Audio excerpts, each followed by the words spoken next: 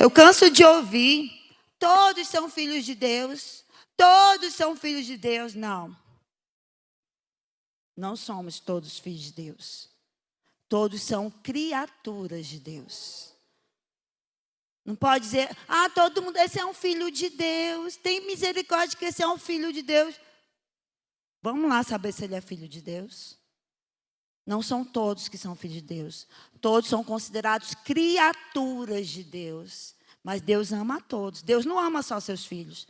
Deus ama todas as suas... O que Ele criou. Ele ama os animais, Ele ama a floresta, Ele ama tudo o que Ele criou.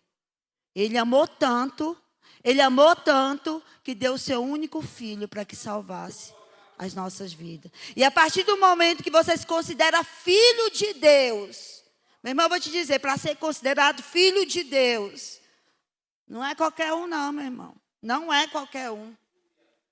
Pastora, eu chorei hoje, eu acho que eu sou filha de Deus, eu chorei. Não é chorar.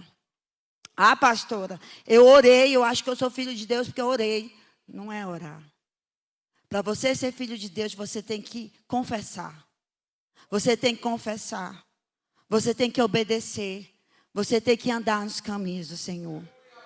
Isso é ser filho de Deus. Você confessa primeiro. A partir do momento que você confessa que você é filho de Deus, aí você começa a andar em seus caminhos. Quando você começa a andar nos seus caminhos, você vai começar a obedecer.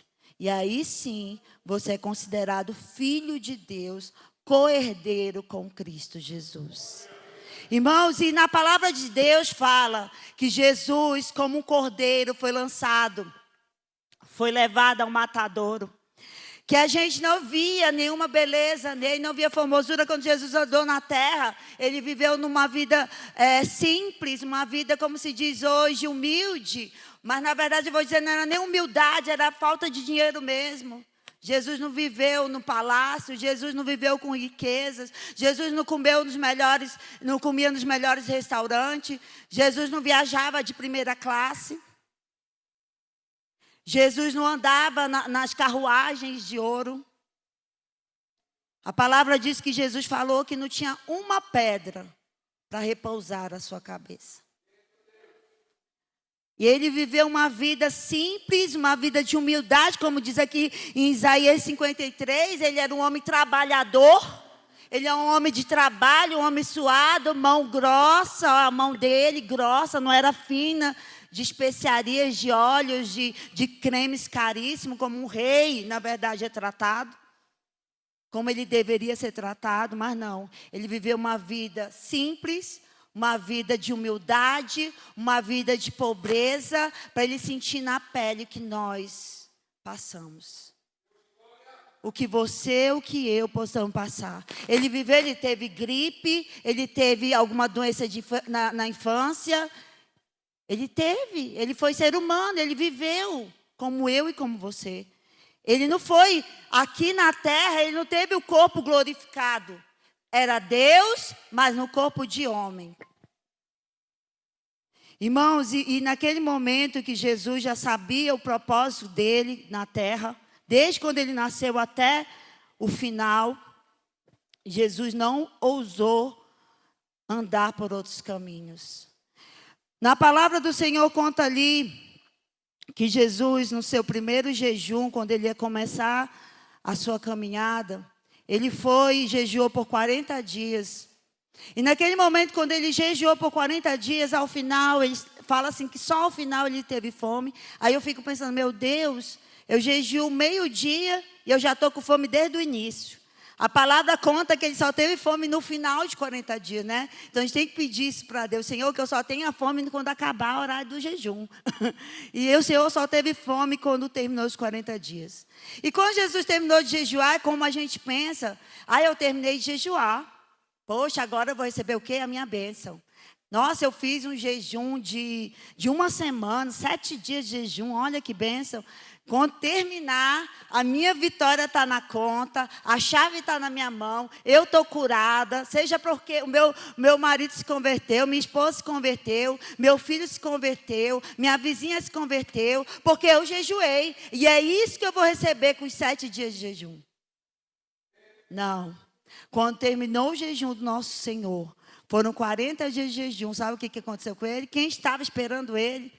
Não era uma mesa de banquete, não tinha um restaurante para ele ir, era o próprio Satanás aguardando Jesus.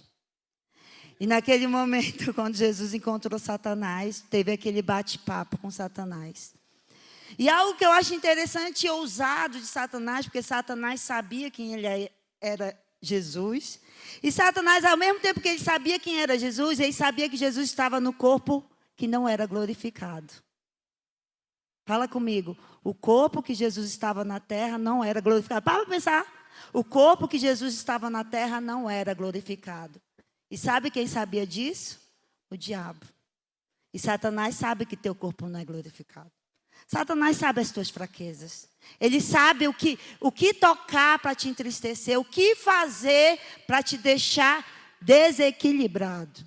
Satanás sabe. Então Satanás, aí você fala, nossa, Satanás teve coragem de tentar Jesus, mas ele é terrível. Mas ele sabia que Jesus não estava no corpo glorificado. Então ele sabia que podia tentar ele, porque ele era homem. Satanás só pode tentar homem. E ele sabia que Jesus era um homem. Você está me entendendo? Ah, era Deus, ele era Deus, ele era Deus. Jesus não pecou, Jesus não fez isso, porque ele era o próprio Deus. Ele é o próprio Deus, ele não era, ele continua sendo e sempre será. Mas ele veio na terra como homem, morreu como homem, com um corpo que não era glorificado. Você sabe a diferença? Do corpo glorificado e do corpo do ser humano normal? O ser humano normal sente dor, sangra, morre, fica doente. O corpo glorificado não sente dor, não morre, não fica doente, não envelhece. O ser humano envelhece. O corpo glorificado voa, transpassa. O corpo não glorificado, se eu passar nessa parede, eu vou me quebrar toda. Eu não consigo subir, vou cair, vou pular, vou cair, não vou voar. Essa é a diferença. É um corpo glorificado. Corpo glorificado, Senhor. E o diabo falou assim, olha, eu vou te oferecer só uma coisa. Está vendo o mundo todo aí, ó, esse mundo todo, essas riquezas, esses palácios, está vendo tudo isso aí? Jesus, eu estou. Eu te dou tudo isso se prostrado tu me adorares. E naquele momento o Senhor deu um basta. Arreda-te, Satanás, daqui. Sabe, irmãos, Jesus estava com fome. Jesus não estava com o corpo glorificado. E o diabo estava oferecendo para ele riqueza. Estava oferecendo para ele dinheiro. Estava oferecendo para ele muito mais do que uma comida. Mas Jesus foi lá e mostrou, como exemplo para nós, que muitas das vezes a gente, por pouco, a gente peca. Por pouco a gente troca Jesus. Por muito pouco. E Jesus recebeu uma... Ah, ele tinha para dar? Tinha. O diabo é o dono do mundo. Já, o próprio Jesus falou, o mundo jaz no maligno. E Jesus disse, arreda-te, Satanás. Irmão, sabe por que eu estou te contando isso? Porque eu quero te contar algo. No dia que Jesus foi para lá ser julgado, e todos começaram a gritar, Barrabás, Barrabás. Começa a lembrar aí, Barrabás, Barrabás. Começa a pensar nisso, pensa, fecha o teu olho e começa a lembrar. O teu Senhor, puro, santo, só tinha feito milagres, só tinha feito coisa boa. Estava sendo julgado junto com o bandido. Você vendo Jesus ali sem nenhum pecado, sem nenhuma condenação, nada. E do lado um bandido.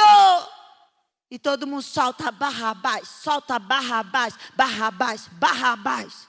Crucifica Jesus, crucifica, crucifica Jesus, Jesus. Jesus ficou calado, porque a palavra do Senhor fala isso, cordeiro. Ó, meu irmão, eu não sei se é felizmente ou infelizmente, eu não sei, porque eu não sei dizer o que é melhor.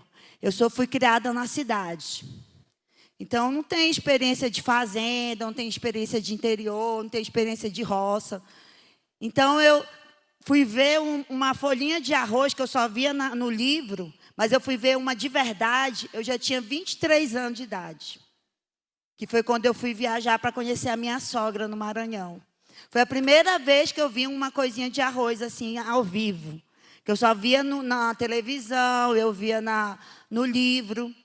Então, eu não sei como que funciona você pegar um cordeiro ou um boi e levar para o matadouro. Mas já me falaram que ele vai bem quietinho. O bichinho vai bem quietinho, não faz nada, não fala nada, não retruca e vai-se embora. Diz que é no corredorzinho. Alguém me falou que é um corredorzinho que eles vão passando. E o cara só vai matando todo mundo. E Jesus foi quietinho, sem falar nada. Nenhum momento ele abriu a boca para se defender. Sabe por quê? Sabe por que ele não abriu a boca para se defender? Você acha que Jesus não queria abrir a boca e se defender? Mas sabe por que ele não abriu a boca para se defender? Porque ele sabia do propósito de Deus. Ele sabia do que Deus tinha em sua vida. Ele sabia do que tinha que acontecer naquele lugar. Ele sabia por que ele estava ali. E ele sabia do seu chamado. Ele sabia por que ele estava ali naquele momento passando por todas aquelas dores. E muitas das vezes a gente não quer. A gente retruca, a gente grita, a gente murmura. Deus falou para a gente, espera, vai acontecer. Olha, a pessoa mais legal é meu marido. Quando eu vou reclamar de algo que Deus falou que vai acontecer, que não está acontecendo, ele olha para mim, Deus não falou que vai acontecer? Mas tu também. Ai, ele falou. Que coisa, deixa eu reclamar. Ele é o primeiro, mas ele está certo. Deus não falou que vai acontecer na tua vida. Deus não falou que vai acontecer na tua vida. Que Deus vai fazer acontecer na tua vida o que Ele prometeu. Aí você, quando está tudo ao contrário, você está sendo julgado, você começa a reclamar. Você começa a murmurar. E você acha que vai chegar a tua bênção dessa forma? Ainda bem que eu tenho meu marido, que na mesma hora ele puxa minha orelha, olha, para, porque Deus falou que vai acontecer na tua vida. Então te acalma aí, te aquieta, porque vai acontecer. Aí quando eu me aquieto, Deus faz. Então, irmão, Jesus ficou caladinho. Só que, meus irmãos, a parte que mais me dói, que ele caladinho foi. E ao mesmo tempo de ele estar caladinho, foi açoitado. Gente, a pessoa já foi calada. A pessoa já se entregou. Toma, eis-me aqui, eu sou real. Eu me entrego. Não vai diminuir a minha pena, não? Não. A pena do Senhor foi aumentada. Em vez de diminuir a pena, era tanta raiva, tanto ódio, tanta mágoa, tanto rancor, tanta criminalidade. O mundo estava tão enfiado no maligno que a raiva se aumentou contra ele. Por que ele não reclama? Agora que eu vou bater, agora que eu vou brigar. E saíram açoitando Jesus, saíram açoitando Jesus. Meu irmão, é nesse momento que tu te cala mesmo, te cala, em nome de Jesus. Quando o inimigo vem se levantar contra a nossa vida, quando eu falo, é agora que é a vitória. O diabo às vezes se levanta tão alto, eu falo que é agora que é a vitória. Olha, irmão, quando foi no início do ano, sobre a nossa viagem para a Itália, eu procurando passagem, procurando para a gente viajar. Um dia eu estava tentando toda forma comprar essas passagens, porque eu queria que a promessa de Deus se cumprisse não nas nossas vidas, mas na igreja.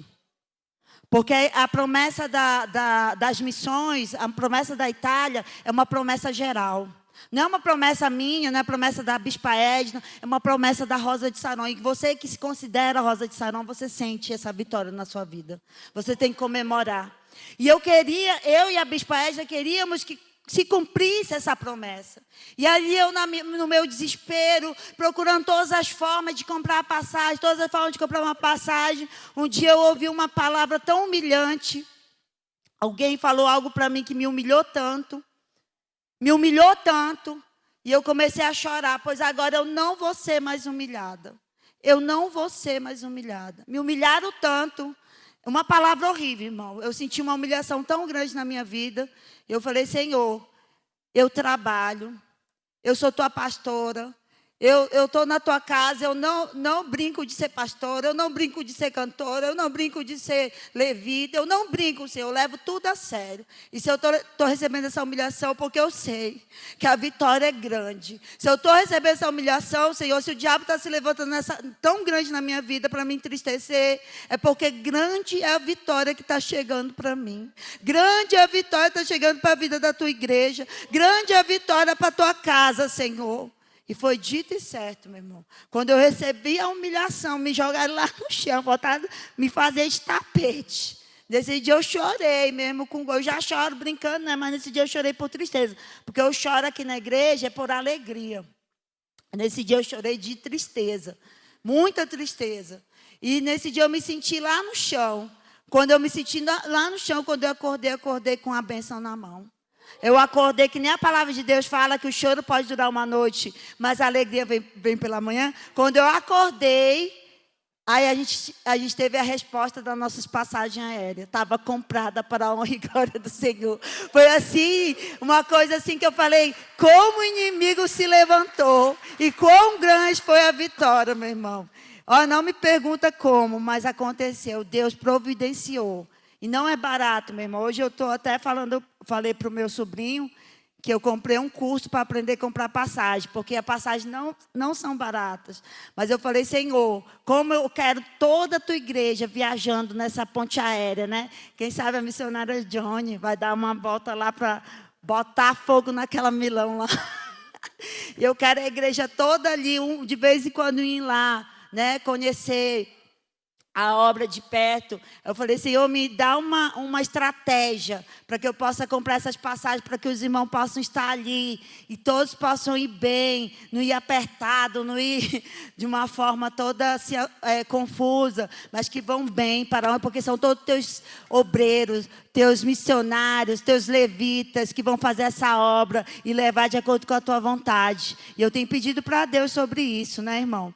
Então, irmão, Jesus foi açoitado. Jesus foi chicoteado. Jesus foi cuspido.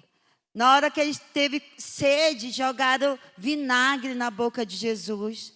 Em vez de jogarem água para ele beber, colocaram vinagre em sua boca. Então, tudo ele passou aqui, ó. Sabe por que ele passou tudo isso? Está aqui, ó. Era desprezado, mais indigno dos homens, de dores, experimentando nos trabalhos.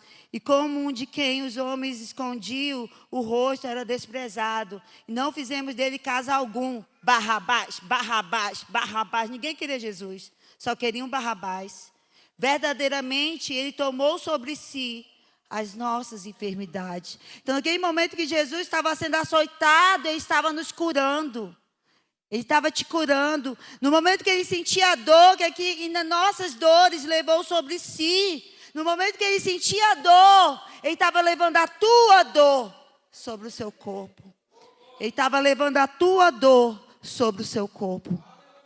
Naquele momento que ele sentia a dor. E no momento, cada andada que ele dava, ele ia te sarando. Cada caminhada, aquele caminhar de Jesus até a cruz do Calvário, né? Via sacra, que chamam. Aquela caminhada de Jesus, cada caminhada de Jesus, cada pisada, foi para que você fosse sarado. E essa noite você tem que comemorar isso. Você está sentindo alguma dor? Você está sentindo algum problema no seu corpo nessa noite? Seja dor espiritual, seja dor mental, seja dor no corpo físico. Eu quero dizer para você que Jesus já levou sobre si as tuas dores. E que você possa orar sobre a tua dor nesse momento e pedir para Jesus arrancar essa dor que você tem sentido, porque Ele já levou a tua dor sobre si. E naquele momento que Ele andava, Ele estava profetizando a cura sobre a tua vida. Você sendo sarada pela caminhada, pela machada de Jesus. E naquele momento, meu irmão, quando